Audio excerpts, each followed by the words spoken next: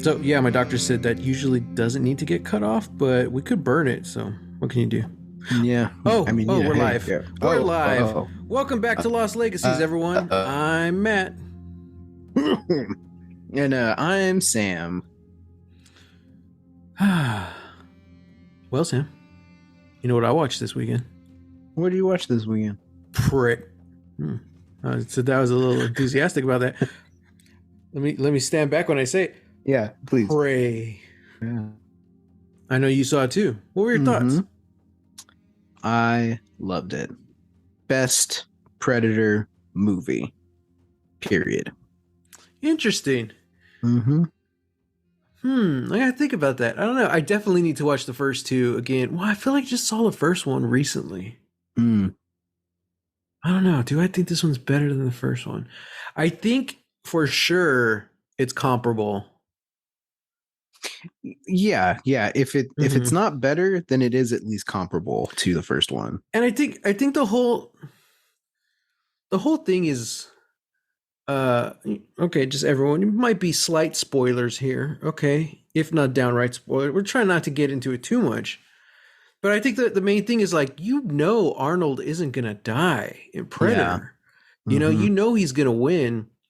And I guess at the same point, you could kind of say the same thing with Prey, but I don't know. It's very similar the way the kind of the plot structure goes, but it's the same thing with all Predators. Like, you're not able to kill this thing.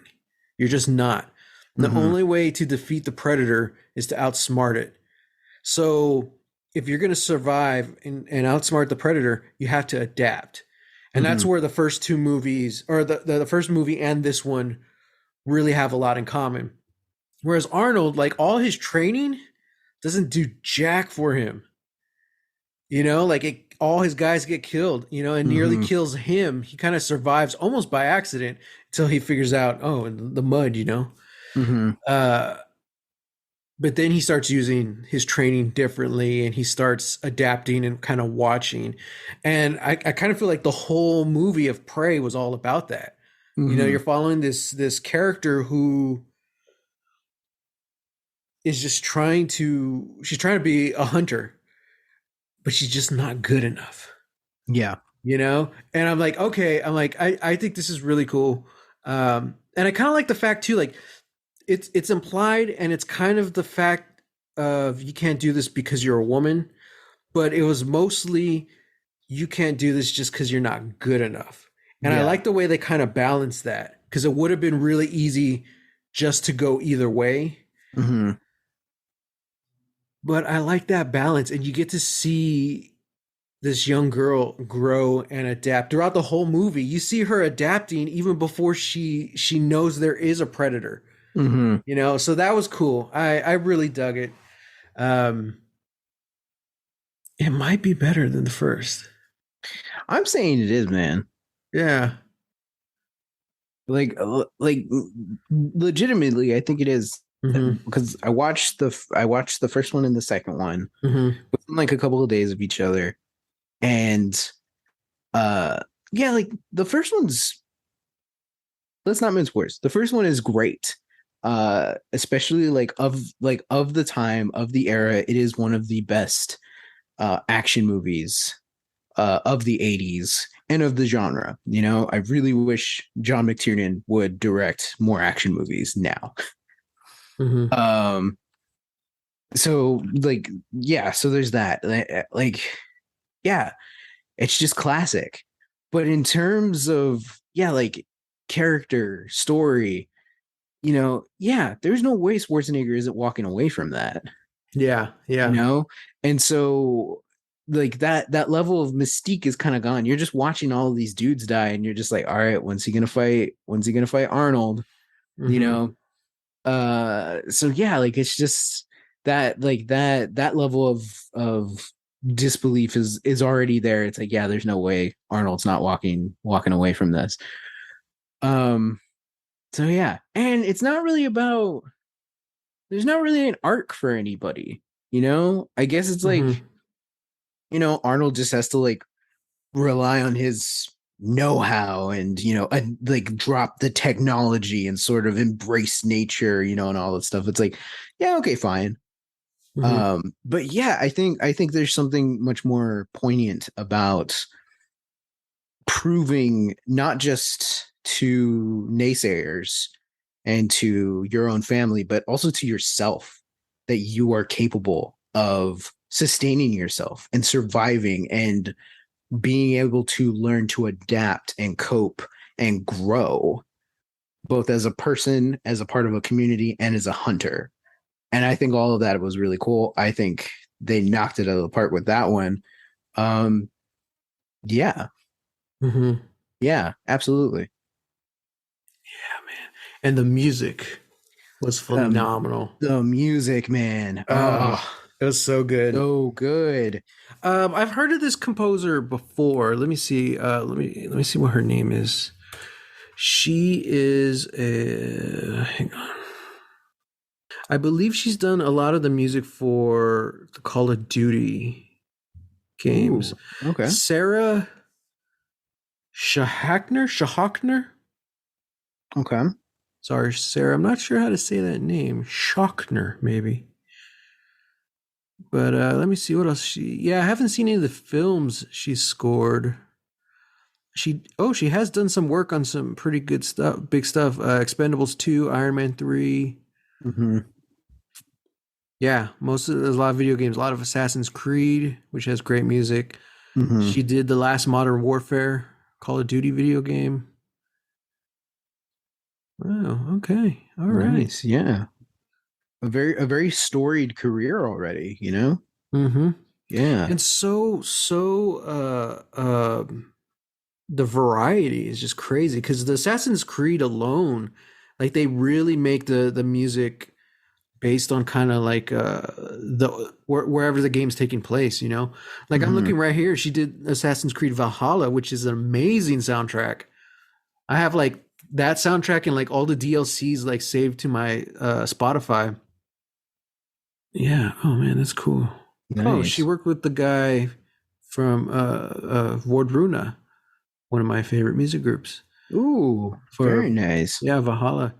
Yeah, and it was interesting too because just the way she uses the music in this movie definitely kind of, there's a little bit of like not the old west but like the west, there's a little bit of the west out there, lots of Mm-hmm. like obviously Native American like influences in the Mm-hmm. music, but also like the metallic strings, which just adds something very, I don't know, Predator to it. I really really liked it. Yeah. Yeah.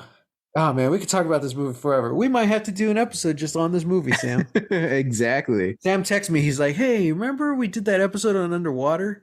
Maybe we should do that on Prey." So maybe I think we could. We could do a whole episode. Probably not as long as Underwater. We just like Oh yeah, we we went broke like down that film like yeah. scene by scene almost. Yeah, that was I that will was say this is wild. a better movie than Underwater. Yeah, yeah, for sure. But the last thing I'll say, like, it's kind of like, well, when we're talking about the first Predator, it's kind of like what we were talking about the Princess. Like, they give you so little, there's not a lot to screw up. Yeah. Because you're right, there really is no, like, story arc, for any of the characters in the first Predator. But I think that also works for it because it's almost a nonstop action movie. Much like Mm-hmm. The Raid. The Raid is always remembered, and I think it's because the pacing. One, of course, it's the action and the incredible stunt work, but it's the pacing. Because I think The Raid 2 is a far superior film, but everyone remembers the first one because of the pacing. Yeah. And Prey is definitely a slower paced film than the first Predator, for sure.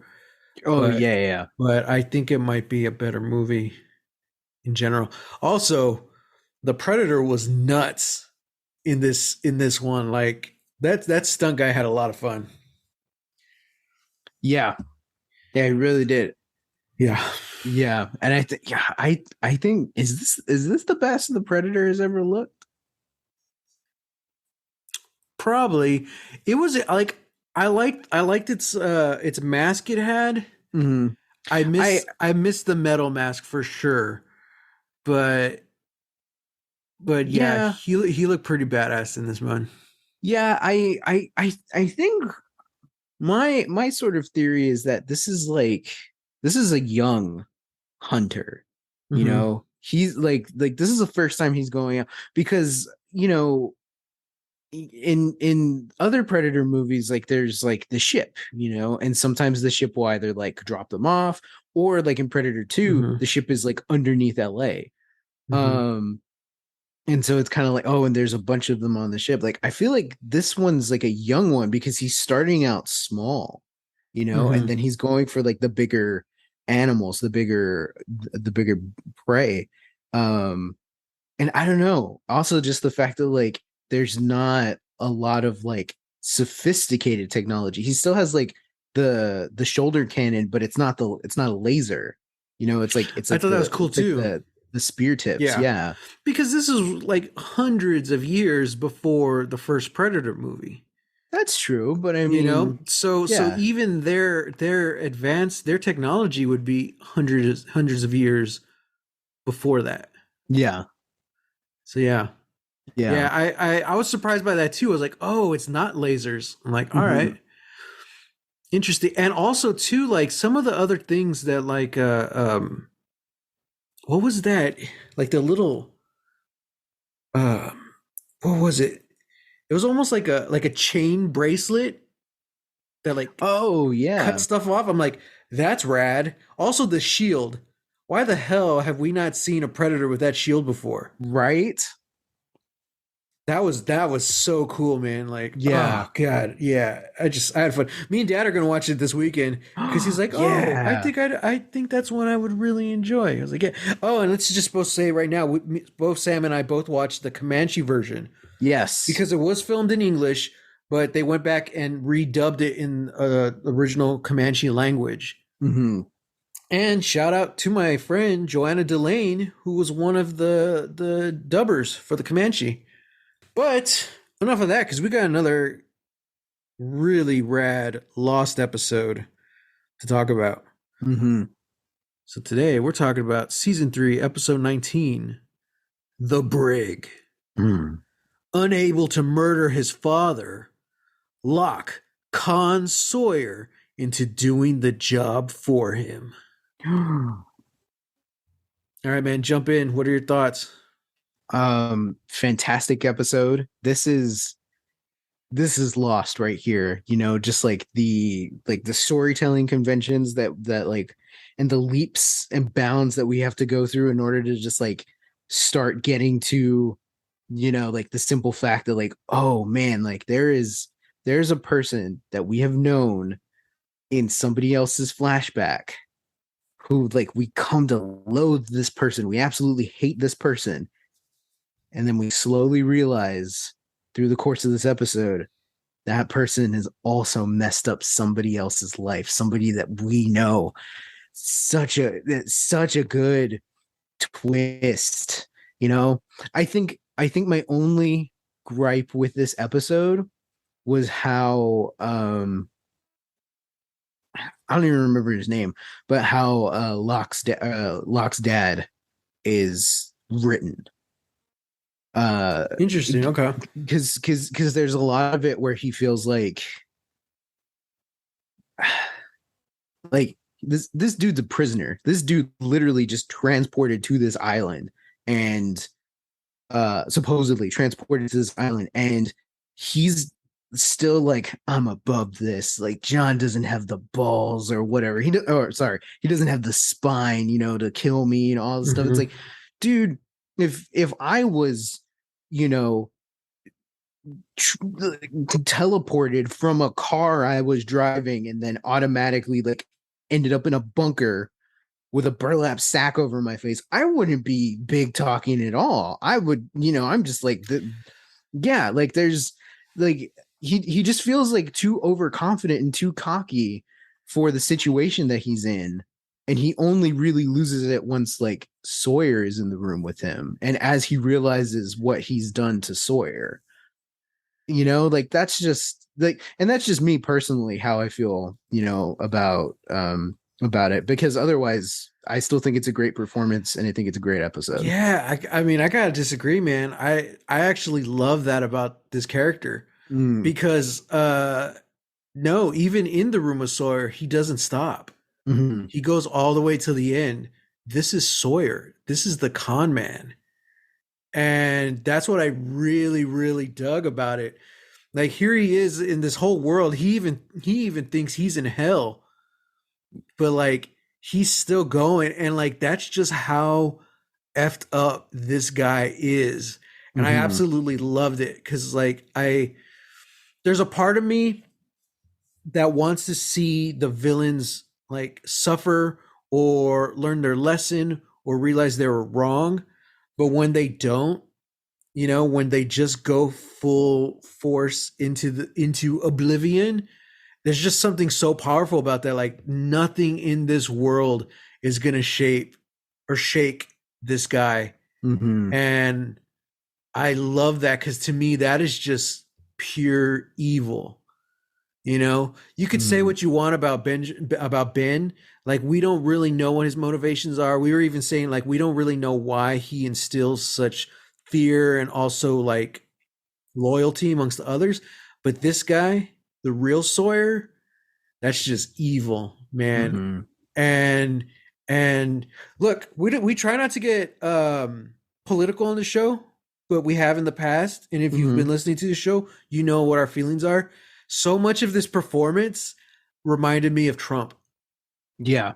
Like what this is 2007, 2008 when this episode aired, hmm and I never really got that from this character before, but it's the way he keeps doubling down, and hmm I'm like, oh my god, dude, like this guy is just, this is wild. This is hmm wild. Whoever wrote this, wow, I gotta look it up right now. Who the hell wrote this episode? This episode was written by, oh, this is Damon Lindelof, Carlton Cuse. It makes sense. Okay. That's why they're the Yeah. showrunners. They get paid the big bucks. Yeah. Okay, so at what point did you figure out who this guy was? Was it in the actual scene? Um yeah. Well, I guess it was when it was when like Locke like first like closes the door. Oh, he locks them in together. Yeah, when he locks them in together, and it's like, why would he do that? And then slowly I was like, oh, it'd be wild if this is the dude that, oh, is this wait, he's a con man. Yeah. He's probably the one that like, yeah, that's why it has to be Sawyer. I was like, oh no, this makes perfect sense. And then yeah, like 2 scenes later they revealed that. I was like, Yeah, oh, this yeah. is so great. Yeah. Oh, dude, yeah. I remember watching it for the first time. Like I had no idea. hmm I was like, oh man. Until like that scene, I was like, oh god. hmm And this is like, this is one of those episodes where it's like the premise is so simple, like Mm-hmm. I think we can kind of forget like how simple Lost can be. Mm-hmm. Like we're over here with, weird pregnancy, like fertility issue episodes, time travel shenanigans, all that stuff. And it's like, this is just about two people who two people finding out exactly who they are to each other, and one of them essentially asking the other to kill his own father. Like Mm-hmm. wild. So, like just such a wild thing. Like I I commend John Locke for his ingenuity, and I am aghast at his cowardice. Mm. That he can't do this himself. Like that's, Mm-hmm. man, the Mm-hmm. depths he will go to, one, to get this done. But it's not even really anymore about like killing his dad. Mm-hmm. It's about John's quest to be special, to learn more It about the island. Yeah, it is, but I think something we've kind of been grappling with since this whole series is because they even mentioned it in season 2 or whatever, or was it this season where it's the whole concept is are you a hunter or are Mm-hmm. you a farmer, right? Was that what they're It's, talking about? yeah, farmer. Yeah, which one is, and Locke's like, I'm a hunter, I'm a hunter. And like we really start to realize that like he's not, but he's really trying to be. But Hmm. I think what goes even further beyond that is John Locke a good man? Mm. And that's something we're really starting to see because is he a coward for not wanting to murder his father with a knife? Yeah, okay. You know what I I mean? mean, yeah, that's fair. But he's still willing to have someone else do it for him. Hmm. But we'll talk about this later. That wasn't his plan at all. You Mm. know, uh, that was someone else's plan. Hmm. So I think there's gonna be a point where we gotta decide. Like Locke's got to decide, and the show's got to decide: is Locke a good man or not? We've Hmm. seen everything he's done, and we see like how he got Boone killed, but even then, like he didn't know that was gonna happen. He knew it was a possibility, but he didn't realize how far he was going. So at that point, like it feels like there's still room for him to come back. Hmm. You know, he hasn't done anything, especially compared to like the others in Ben. Like Locke still seems like a good guy. I don't know if we can trust him, Hmm. but like, is he a good man or not? And I think that's gonna have to be decided at some point before Locke's story can continue. Hmm. And that sucks too because he's also coming at it from almost like this spiritual side. Like it's a miracle that he can walk again.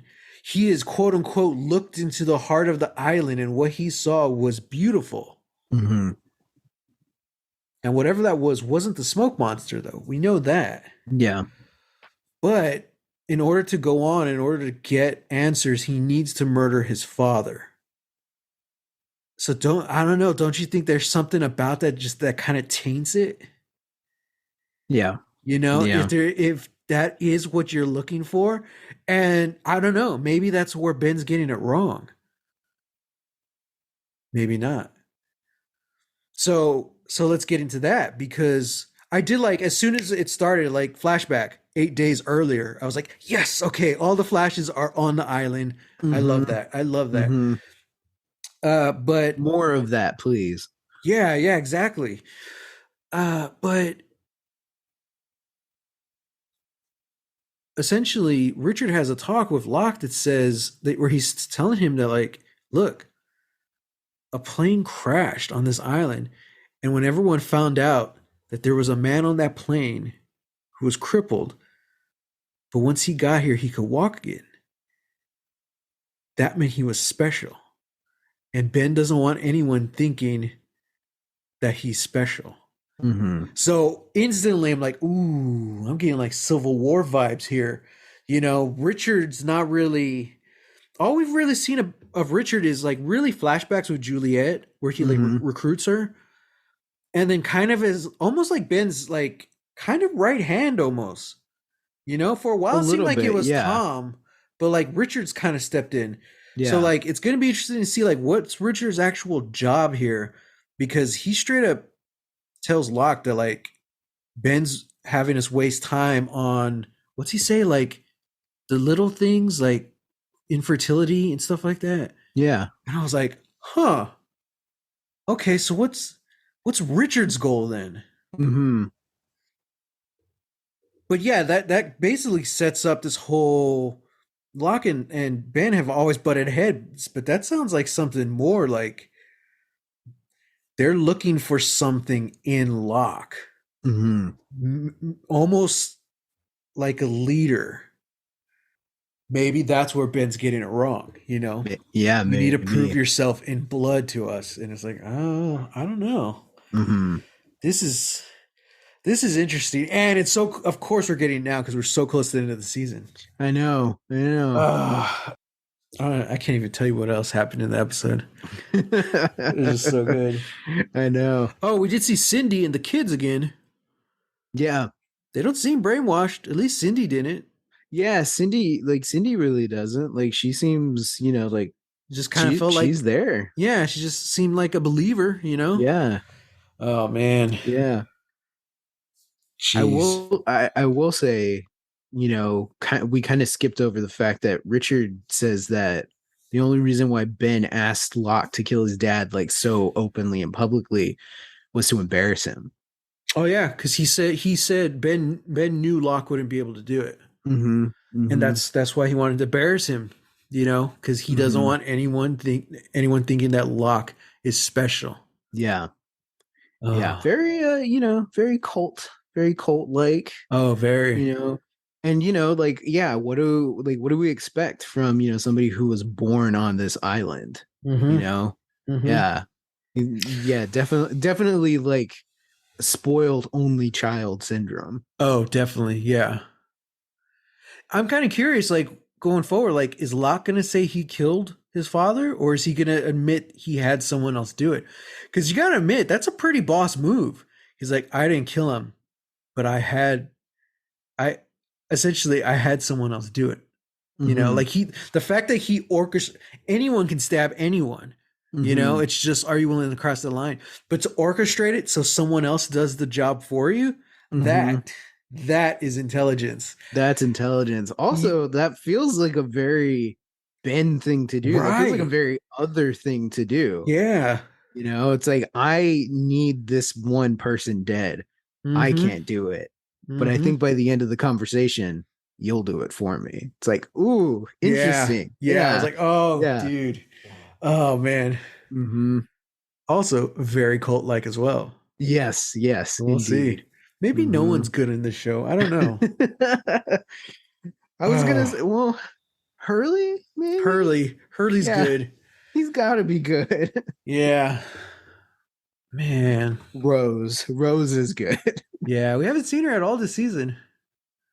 Uh oh yeah. Yeah, Rose and Or Bernard, they've just been yeah. gone all of season 3. Man, what the hell? They're just living life, dude. They're just on the island, chilling.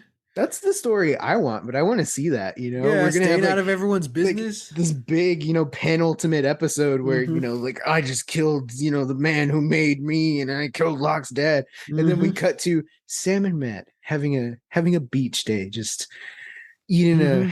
eating a pineapple, and just like, Mm-hmm. well, do you feel like fish tonight or boar? Yeah, okay, I'll go get some fish. Yeah. Yeah, that's what I want. Yeah. Oh man. Well, I guess the B plot, I guess. I don't know. C plot, whatever it is. Essentially, they've got the Portuguese woman Mm-hmm. into the tent, into camp, but everyone's questioning whether or not they should trust Jack. Mm-hmm. Sam, this pissed me off so much because I'm on their side. I'm like, yeah, can Yeah. we trust Jack? I don't know.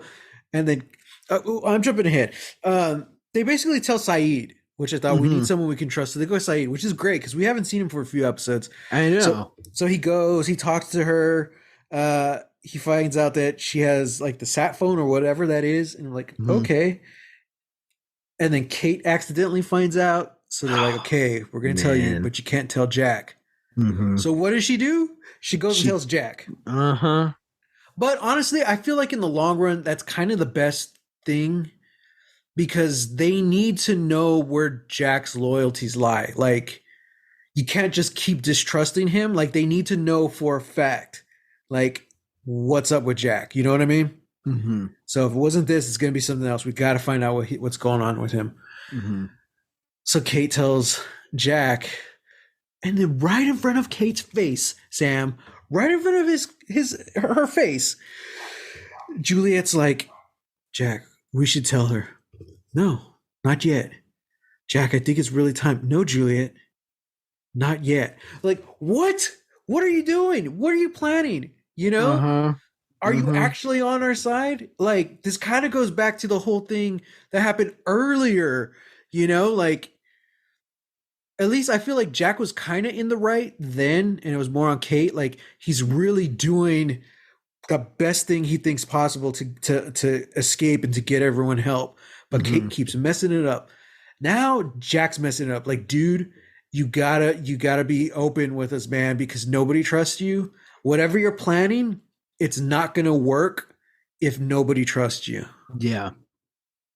One also very other thing to do, and I'm just like, oh, great. Now they've got Jack.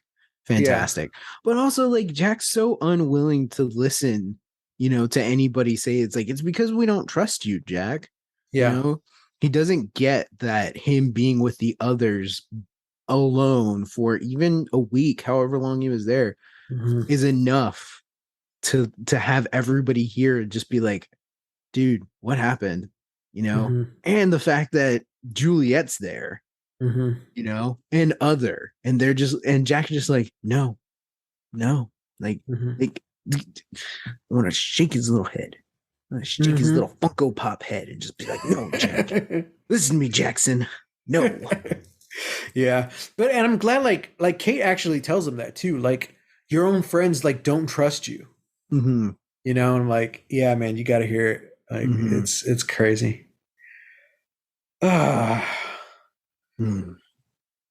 it is interesting because the others are moving. Mm-hmm. So I'm assuming Towards that Jacob, whoever the hell that is. yeah, yeah.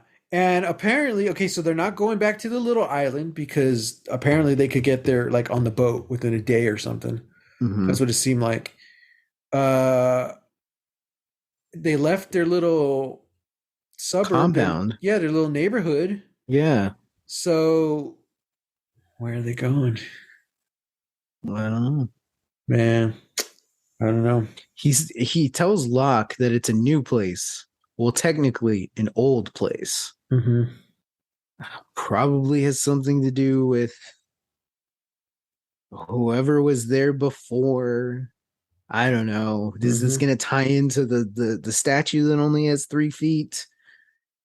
Who knows? Yeah, I don't know. It was really cool that they went to the back to the Black Rock this episode.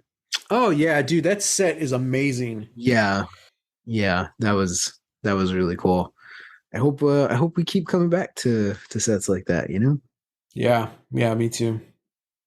Damn. Um. Okay, so you got any theories? Because there's a lot of stuff to happen this week, man. Yeah, I don't know, man. There's like a lot happened, but also like not enough for me to say like for sure that I have like, oh, like this prediction. Hmm. I guess just like Locke's gonna catch back up with the others and I don't know, like reckon with them. It's gonna be more contentious between him and Ben. I You feel know? like I feel like there's a reckoning coming. That's when I Yeah. thought about when he locked the Sawyers in the room together. I was like, oh, Hmm. this is a reckoning. But also, kind of like what we were saying earlier, is Locke a good man or not? I feel like that's going to be a reckoning. Like this is going to have to get sorted Hmm. out for sure. Hmm. And I think also now they're hinting at a whole Locke versus Ben dynamic, which has always been there, but now after Locke talking to Richard, he might actually have some support. Locke, Hmm. Locke might actually have some support in this fight, which he hasn't really had before. Hmm. So I don't know. I don't know. It's gonna be very interesting. Oh, speaking of reckonings, Juliet has a reckoning coming because Locke told Sawyer that Juliet is a mole at the Yeah. beach. And Sawyer's like, they're never going to believe me. And he gives Sawyer the tape recording that Juliet left for Ben last episode, talking about son and her Mm-hmm. pregnancy and saying how they're going to take all the DNA from all the women Mm-hmm. on the beach. And I'm like, uh-huh. Uh-huh. Yep. Mm-hmm. Yep. Honestly, about damn time. Yeah. We'll see. Because I like Juliet. I feel like there is like I mean, there's still good. There's still good in her, you yeah. know. But like Yeah. she's just trapped and she's doing these bad things. So I'm like, oh, Mhm. Here's an idea. Why don't we just kill Ben? right? Feels like all these problems could be solved if we just killed Ben. Yeah, You yeah. know? Yeah, sure. the others are gonna be a little aimless after a while. Who cares? Just be like, guys, we don't have to do this anymore. Or Yeah. just be like, guys, we can do whatever we want now, you know? Mm-hmm. And nobody's gonna tell us no because the one person we're all afraid of is gone. Mm-hmm. You know? Honestly, he doesn't seem that threatening. You know? Yeah. Could just, I don't know, cough on him. He seems like a guy who, like, he's not been exposed to like the common cold, you Right. know? Yeah. Yeah. Interesting though that like he's walking now, and he even says like as soon as John Locke joined up with them, like he started feeling pins and needles in his legs, and now he's walking, and he thinks he's going to recover fine. So Mm-hmm. that's kind of interesting too. I'm like, Mm-hmm. okay. Oh, this was also, I don't know how intentional this was, but uh on that morning when the others are all packing up and leaving and Locke is essentially left alone with his dad. When Locke wakes up, the wheelchair is right next to him. Mm, And they don't mention it. I don't even mm-hmm, think Locke notices it. mm-hmm. But yeah, he's just sleeping in a sleeping bag on the ground. And when he wakes up and sees everybody packing up, the wheelchair is right next to John. And I Interesting. have that's not a coincidence. That's something, you know. Yeah. I feel like that is Ben kind of like taunting him, you know. Yeah. So Oh man. again, I'm saying he's like a sick Victorian child, you know. Just Mm-hmm. But I mean, look, let's give it up for Michael Emerson, man. Like he's brilliant. You know, yeah, yeah. I love it. He's like, He's the swarmy little bastard, you I'm know. sorry, everyone. He's not who we thought he was. And I'm like, oh, Mm-hmm. you bastard. Mm-hmm. Oh, God. Yeah. So let's talk about MVPs, man, because I feel like there's a lot this There week. yeah, there are a lot. I don't know, like gut reaction. I want to give it to Sawyer. Dude, me too. I'm like, Okay. Yeah. he really stood out, Josh Holloway, this week. I mean, Mm-hmm. that they've been building to this since Season one. season one, dude. It's like episode two. Like you see Mm-hmm. him reading a letter. You don't know what's Mm-hmm. in it, but he's reading it. When he pulled out the letter, I was like, oh my God, how long has it been since we've seen that? Yeah, You man. know, like, and then Yeah. just everything, you know, and it was also really interesting how like Locke even tells Sawyer about the guy he killed in Sydney, you know, Oh yeah. like he knows that, and yeah, Locke read his file. I was like, oh yeah, yeah, and so it's like it's a nice little callback and a reminder for us, yeah. and then yeah, it's just like oh yeah, like yeah, because that was part of the story, right? Like Sawyer thought that was this guy, Yeah. yeah. And it's crazy because like I was watching this episode and I just couldn't help but think like how far he's come. You Mm-hmm. know, because he straight up tells Locke in the forest, like, I'm not gonna kill this guy. We're gonna take him back to everyone else. I'm like, oh wow. Yeah. Interesting. You know, even after Locke says, this is the man who tortured you for a week. And Sawyer was still like, no, I ain't killing anyone. Mm-hmm. Like, okay, this is season one. Sawyer easily would have killed this guy. Yeah. You know, I'm like, wow, that's character growth. Mm-hmm. And then what happens? It's the man he's been hunting for his whole life. Mm-hmm. He's gonna kill him, and he does. He Like, does. dude, talk about character growth, man. Like to get Sawyer to that point, and it's like, to hell with it. You know, like, Mm-hmm. oh man, he's just pissed. And I love that too when we don't know his name. Uh Sawyer, Anthony Mm-hmm. Cooper, whatever you want to call him. He's not even gonna read the letter anymore. He just rips it up. I'm like, stab to Mm-hmm. the heart. Mm-hmm. And he is to blame. Man. Yeah, dude. What a way to go to choke to death by Iron iron. chains. Yeah. Mm-hmm. And it's like, and it's thank God Sawyer didn't have any bullets, you know, because it would just be anticlimactic if he just shot him. Like Yeah. he made him, Yeah. yeah. He made He him sent suffer. him. He sent him to hell. Like, Mm-hmm. oh God, dude. So the whole scene. I don't know how long the show is between commercial breaks, but like between commercial breaks, that was the whole scene. Like it never left that room when they had that conversation. Oh wow. That's what I noticed. Like, because it came back, because it cuts when Locke locks him in, or Mm-hmm. something like that. Or no, it's not when he locks him in. It's one of the times it cuts. I'm like, Oh, whatever. I think it cuts when he's talking about all the names that he has, Oh, and then he he like looks figures at it him. He's out. like, "That's my name too," And Like, then it cuts, oh. and then it goes back. And when it comes back, that whole scene was long enough to fill that space. Because as soon as Dang, after he kills original Sawyer, and he just looks at Locke, and Locke just says, "What does he say? Thank you," or something like that, or he just gives him that nod, I think so. Yeah. and it cuts to commercial. Mm-hmm. So, also, we didn't talk about like my favorite cameo ever. Russo. Russo just randomly walks into the scene. Uh huh. It's like, She's like, I I feel bad for Russo because yeah, she's just been on this island for who knows how long, and she's yeah. just like all these people show up, and she's like, I'm just here to get some dynamite. I don't want any part of this. And she This hears is all the like the weird. shouting behind the door. She's like, Uh-huh. "All right." She just walks out. She just leaves. I'm like, oh my god. So I'm like, dude, I love that. I love that so much. But also, what's she doing with dynamite? That's what I want to know. I'm like, wait a second. Hmm. Why did like we never see Russo gathering stuff like that? Like she's Yeah. always just like shows up conveniently, or like they're going to take your babies, like all that Hmm. stuff. And this time she's like, dynamite? The God, she's plot such an intriguing character, dude. thickens. I know, man. I love her so much. If this episode wasn't so emotionally charged and without such great acting, I Oh, would give her MVP. absolutely. Yeah, dude, because Josh Holloway, I want to say the actor who played the other Sawyer, like he Mm, delivered, man. I hated him hmm. to the very end. Yeah. Who is this guy's name?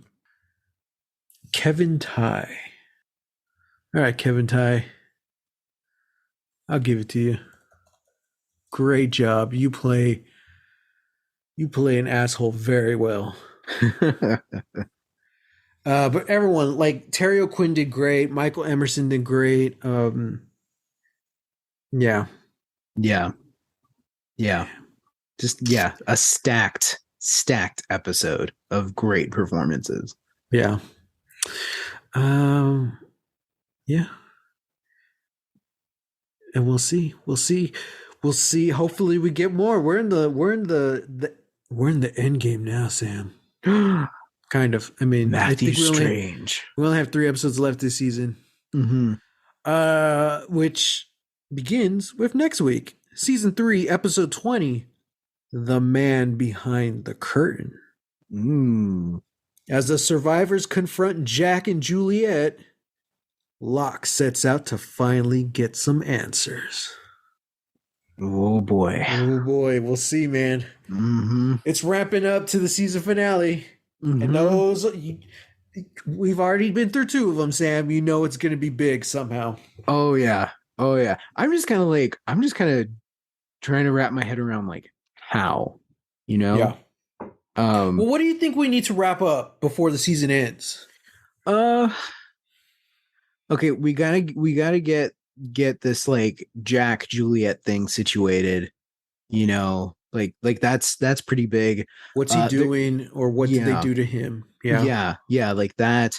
Uh, d- Everybody's got to find out about the woman with the helicopter. Hmm. That's Hmm. that. And as far as like we gotta find out where the others are going at least, and Yeah. maybe like glimpse what the bigger picture is, because Yeah. I feel like this whole season has been like it's been a little generous with giving us like answers and information. Like here's what the others are doing. Oh, it has something to do with fertility. Oh, we've been getting people off the island. We know all of these things. It's like Hmm. that we're doing hypnosis. Like all of these things are happening. And it's like I feel like we're building to something else. Hmm. I don't know what yet. Hmm. Um yeah. Oh, old Smokey. Old Smokey's gotta come back. Old Smoky. You Okay. know, uh maybe our friend Mikhail, he's got to come back Mm-hmm. too. Yeah. Now, I will say again, I know what like the closing scene is for season 3. Mm-hmm. Like one that's just pretty iconic. That's just gonna stay with you. It's a Um, meme, and it historic television historically speaking, it was a huge moment. Yeah. absolutely groundbreaking, Mm-hmm. really. Um, so my thing is just like, how are we getting there? Like Mm-hmm. what in the rest of the season is going to be the build up to that final moment, Uh, and I'm really excited for that. I have no idea how we're gonna get there, but Yeah. yeah, I'm ready. The only other thing I'll add to that list is we need to end the season knowing like where Locke stands. Mm-hmm. You know, is he because they're already teasing it. I don't know if it's gonna go down in the next 3 episodes or not, but like, is he following Ben? Is he equal with him? Mm-hmm. Are people going to start following Locke? Like that relationship, that scenario needs to be more solidified before we end the season. We need to know where Locke stands. Absolutely, yeah. So I don't think we're not going to get the answer of if he's a good man or not, but we need to understand like what that dynamic is Mm-hmm. with his relationship with Ben and the rest of the others. Mm-hmm. I agree. So we'll see, man. Because next week apparently he's gonna try and finally get some answers. So we'll see what's Mm-hmm. happening. And like I Mm-hmm. said, I feel like there's hope now because Richard and I'm supposing some of the others feel like they're on his side or they're at least rooting for him. Yeah. So, Yeah. yeah, that's really interesting. Oh, these times they are a changing. Mm-hmm. Well, um, listeners, I'm curious. What are your thoughts and theories? What needs to happen for you before the end of season 3? Let us know. Hit us up at hashtag Lost Legacies. And as always, you can find me on Twitter at _Matt Jimenez and on Instagram at Holy Hand Grenade of Antioch. And you can find me on Twitter and Instagram at Real, that's REEL, Texas Weirdo. Till next time, get lost. Get lost.